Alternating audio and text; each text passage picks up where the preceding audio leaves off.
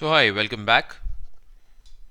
तो ये हमारे पिछले वाले वीडियो का एक्सटेंशन है। पिछले वाले वीडियो में हमने ये सीखा समझा कि दो नंबर्स को ऐड कैसे किया जाए सी में, और बहुत ही आसानी से मैंने आपको समझाया बताया कि आप यूँ समझिए कि दो ग्लास हैं जिस पे आपको पानी भरना है।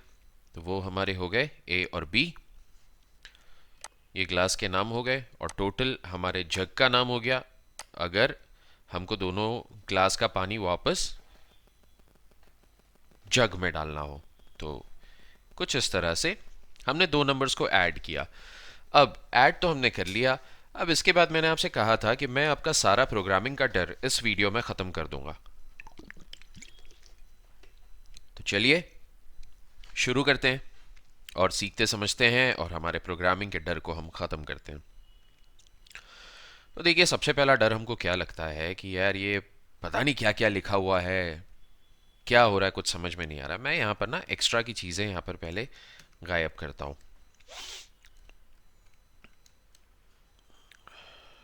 ये कमेंट यहाँ से हटा, ये कमेंट यहाँ से हटा, शिफ्ट और एंड दबा रहा हूँ और शिफ्ट और डिलीट दबा रहा हूँ। ओके, तो इस तरह से ये चीज़ें हटी। ये रहने देता हूँ, write a program to add two numbers.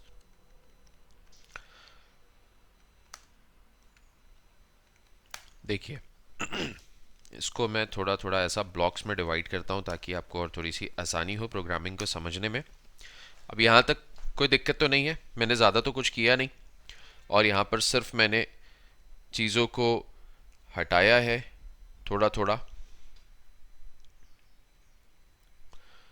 और अब यहाँ पर मैं मैनिपुलेशन इसका स्टार्ट करता हूँ। देखिए, यहाँ पर मैंने लिखा है एंटर फर्स्ट नंबर, इसकी जगह मैं लिख देता हूँ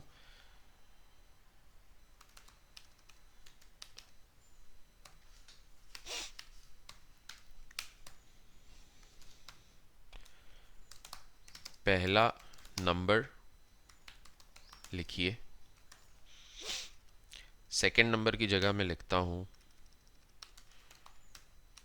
दूसरा नंबर लिखिए। ठीक है, और यहाँ मैं लिखता हूँ, अच्छा ये बताइए, यहाँ इतना लिखने के बाद हमारा प्रोग्राम चलेगा या नहीं चलेगा? आपको क्या लगता है, कोई एरर वेरर तो नहीं आ जाएगा? क्या लगता है? अब मुझे अचानक आंसर की याद आई, और वो कहते हैं ना कुछ ऐसा, अरे ससुरा, उसको थोड़ी ना पता चलेगा कि हमने क्या लिखा है, बिहारी में लिखा है कि हिंदी में लिखा है। लीजिए, पहला नंबर लिखिए, ये लिख दिया हमने दो। दूसरा नंबर लिख दिए, लिख दिया हमने तीन। तो यू हैव एंटर्ड 2 and 3। तो हम इसको थोड़ा भोजपुरी स्टाइल में कर देते हैं। क्या बोलते हैं उसको? ससुरा, तुमने ना लिखा है दो और तीन, फिर तो जोड़ यही ना आएगा। अभी भी हमारा प्रोग्राम चलेगा या नहीं चलेगा? मेरे ख्याल से चलना चाहिए। तो कंट्रोल F9 दबाता हूँ, और लीजिए, पहला नंबर लिखिए दो, दूसरा नंबर लिखिए चार। अब आप खुद ही पढ़ लीजिए, ससुरा तुमने ना लिखा है दो और चार, तो जोड़ यही ना आएगा छः। सही बात है कि नहीं? तो बेसिकली इसको ज़्यादा कुछ समझता नहीं है सी के कंपाइलर को। जो आप प्रिंटफ में लिख दोगे ये उसका आउटपुट देगा।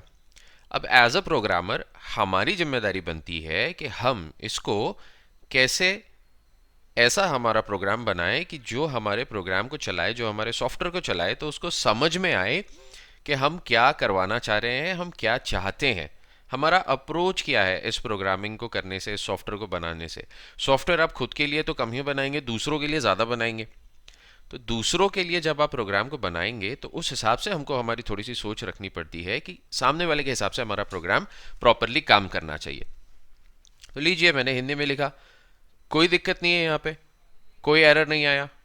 क्यों नहीं आया एरर? क्योंकि सिंटैक्स मेरा प्रॉपर है। कहीं पर मैंने कोई सेमिकोलन के साथ कुछ गड़बड़ नहीं की है, कहीं मैंने मिसप्लेस नहीं किया है किसी ऑब्जेक्ट को, मैंने पूरा वेरिएबल और डिक्लेरेशन सही सही दिया है और उसका सही इस्तेमाल किया है।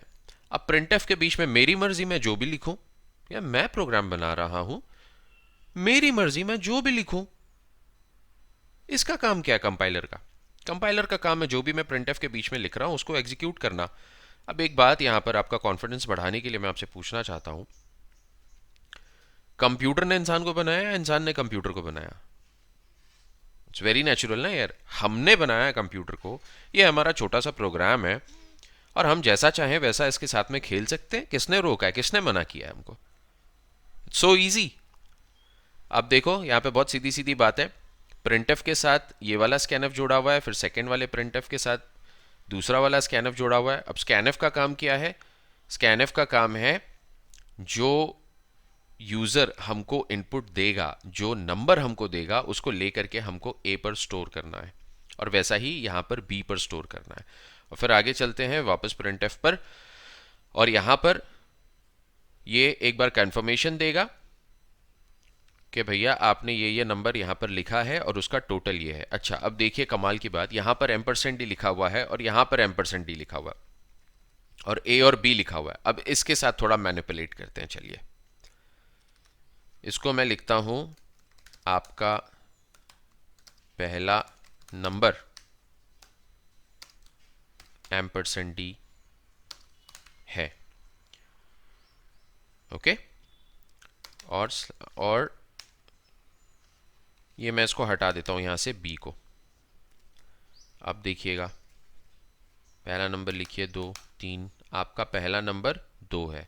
अब चूंकि मैंने सिर्फ एक ही वैल्यू को, एक ही वेरिएबल को मैंने अभी तक प्रिंट कराया है ए को, इसलिए वो सिर्फ उतना ही प्रिंट आउट दिया है। मैं यहाँ पर एक बार स्लैश एन और लिख देता हूँ, मुझे ऐसा लगा कि थोड़ा सा कंजेस्टेड हो जा रहा है वो। स्लैश एन, तो अब ये एम्परसेंट डी का जो स्पेस है ना, माने ये जहाँ पर प्लेस होगा ये वहीं पर आउटपुट देगा। अब मैं इसको लिख देता हूँ, सॉरी, या जिसको प्रोग्रामिंग आती होगी उसके लिए मे भी थोड़ा सा वीडियो बोर हो सकता है या नहीं हो सकता, मुझे नहीं पता, लेकिन ये बड़ा मुझे इंटरेस्टिंग लगता है कि लोग यहीं पर ज़्यादा परेशान हो जाते हैं, यार ये सिंटैक्स कहाँ जाएगा, इसके साथ कैसा होगा, क्या होगा। अरे क्या घबराने की ज़रूरत है यार, पहला नंबर लिखिए 2, दूसरा नंबर लिखिए 3, लीजिए 2 आपका पहला नंबर है। अभी इसके पहले 2 कहाँ आ रहा था? इसके पहले 2 लास्ट में आ रहा था, अभी स्टार्टिंग में आने लगा। क्यों आने लगा? क्योंकि मैंने एम्परसेंट डी को स्टार्टिंग में लिख दिया इसलिए। और नंबर कहाँ से आ रहा है? ए से आ रहा है। क्यों आ रहा है ए से? क्योंकि ए पर वैल्यू स्टोर है, जो भी आप वैल्यू दे रहे हैं वो ए पर स्टोर हो रही है। अब मैं ये एम्परसेंट डी को यहाँ पर लिख देता हूँ। अब मैं दोबारा से प्रोग्राम को रन करता हूँ। 2 और 3, आपका पहला 2 नंबर है क्योंकि एम्परसेंट डी यहाँ पर लिखा हुआ है। अब मैं बिल्कुल एकदम स्टैंडर्ड से प्रोग्राम को बनाने के हिसाब से मैं यहाँ पर लिख देता हूँ एम्परसेंट डी, आपका पहला नंबर एम्परसेंट डी है, स्लैश एन न्यू लाइन, आपका दूसरा नंबर एम्परसेंट डी है। यार कैप्स क्यों हो रहा है एम्परसेंट डी है, और यहाँ लिख देता हूँ बी। अब पहले वाले एम्परसेंट डी पे 1, जो भी पहला नंबर आएगा वो आएगा, सेकेंड वाले एम्परसेंट डी पर जो भी दूसरा नंबर है वो आएगा। तो पहला नंबर लिखिए 2, दूसरा नंबर लिखिए 3, आपका पहला नंबर 2 है, आपका दूसरा नंबर 3 है।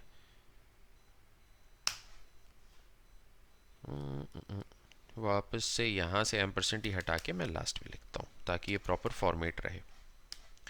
ठीक, चलिए एक बार और हम प्रोग्राम को रन करते हैं। 2 और 3, आपका पहला नंबर 2 है, आपका दूसरा नंबर 3 है, तो जोड़ 5 आएगा, तो जोड़ यही ना आएगा।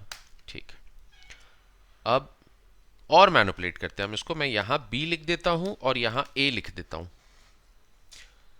आपको कंफ्यूज नहीं होना है, प्रोग्राम को समझने की कोशिश कीजिएगा। 2 और 3 लीजिए। अब क्यों आया पहला नंबर 3 और दूसरा नंबर 2 क्यों आ गया? क्योंकि मैंने ए और बी को मैनिपुलेट कर दिया है। ए को बी की जगह लिख दिया, बी को ए की जगह लिख दिया, इसलिए यहाँ पर फिर से ये नंबर्स आगे पीछे हो गए।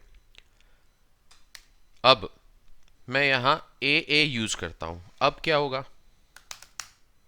हाँ, ये तो आप ही को कंफ्यूज कर दिया मैंने। चलिए, 2 और 3 लीजिए। आपका पहला नंबर 2 है, आपका दूसरा नंबर 2 है, तो जोड़ 5 ना आएगा? कैसे आएगा भैया 5? 2 और 2 5 कहाँ से हो गए? तो प्रॉब्लम यहाँ पर है क्योंकि मैंने यहाँ पर 2 बार ए का यूज़ किया है। अब मैं यहाँ पर 2 बार बी का यूज़ करता हूँ, and I hope and wish आप कॉन्सेप्ट समझ गए होगे कि आप जैसा ये प्रोग्राम को चलाओगे, जैसा इसकी कोडिंग करोगे, ये उसी के हिसाब से आपको आउटपुट देगा। ठीक है, तो मुझे लगता है यहाँ तक आपको बात समझ में आ गई होगी। अब इसको मैं और फर्दर मैनिपुलेट करता हूँ। मैं यहाँ से स्कैनएफ की जगह को चेंज करता हूँ, तो मैं क्या करूँगा, एडिट में जाऊँगा, कट करूँगा, फिर यहाँ एडिट में जाकर पेस्ट करता हूँ। अब क्या होगा, ध्यान दीजिएगा, पहले ये प्रोग्राम रुकता था, पहला नंबर लिखिए तो हम पहला नंबर लिखते थे, फिर दूसरा नंबर लिखिए बोलता था, तब हम दूसरा नंबर लिखते थे। अब थोड़ा सा यहाँ पर हमको चेंज मिलने वाला है, पहला नंबर लिखिए और दूसरा नंबर लिखिए। देखिए डायरेक्टली दूसरा नंबर पूछ रहा है, पहले नंबर का कोई रोल ही नहीं रहा। लेकिन पहला नंबर ये एक्सेप्ट करेगा क्योंकि हमने स्कैनएफ को 2 बार यूज़ किया है। तो मैं यहाँ लिखता हूँ 2, अब ब्लैंक है, रुका हुआ है, लेकिन फिर भी ये दूसरा नंबर एक्सेप्ट करेगा। और देखिए कह रहा है आपका पहला नंबर है 3, आपका दूसरा नंबर है 2। कुछ बात समझ में आई आपको? फिर से करता हूँ, सॉरी 2 और 3। तो अब क्या बोल रहा है, आपका पहला नंबर है 3 और आपका दूसरा नंबर है 2। ये कैसे हो गया? हमने तो 2 और 3 लिखा है। इसका भी सीक्रेट हमको यहीं से पता चलेगा। देखिए स्कैनएफ में आप सबसे पहले वैल्यू स्टोर करा रहे हो बी पे, और उसके बाद आप वैल्यू स्टोर करा रहे हो ए पर। तो जैसा आप वैल्यू को स्टोर कराओगे, ये उसी सीक्वेंस में नंबर को ले रहा है। मेरा ख्याल है आपको अब पूरी बात समझ में आ गई होगी कि ये स्कैनएफ और प्रिंटएफ किस तरह से काम करता है और कैसे ये वैल्यूज़ को इनपुट लेता है और किस तरह से टोटल ये अब निकालता है। आपको अगर फिर भी डाउट हो कुछ, तो आप मुझको बिल्कुल कमेंट में पूछिए, और मैं पूरी कोशिश करूंगा कि आपका प्रोग्रामिंग का सारा डर और फोबिया ख़त्म हो जाए और आप भी बिल्कुल एक एक्सपर्ट और चैंपियन प्रोग्रामर बन जाए। See you in the next video, take care.